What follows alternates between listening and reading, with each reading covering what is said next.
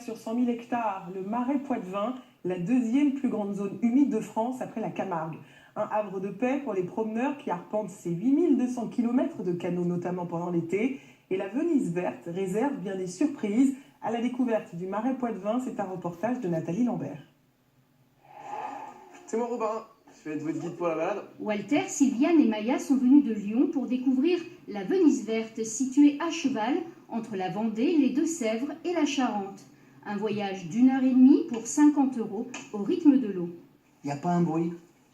Il n'y a pas un bruit, dis donc. Pas une voiture, rien.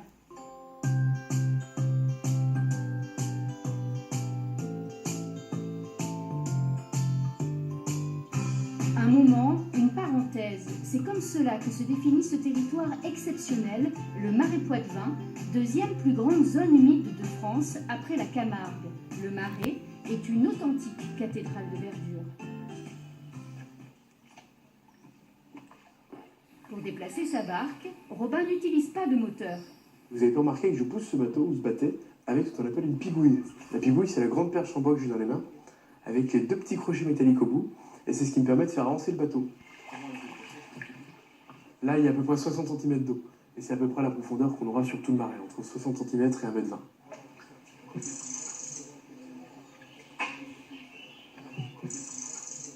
Il y a combien de kilomètres à peu près comme ça? Et à peu près sur tout le marais, 8000 km de voie d'eau.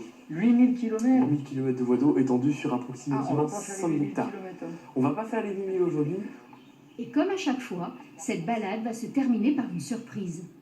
Alors là, je vais vous montrer un petit phénomène qu'on essaie de faire à chaque balade. Vous allez voir, c'est assez impressionnant. Après avoir remué la végétation amassée au fond de l'eau, Robin sort son briquet. Regarde ça, regarde le feu. Regarde le feu qui suit là-bas. Regarde ça. C'est étonnant, regarde comme ça fait. Oh bien.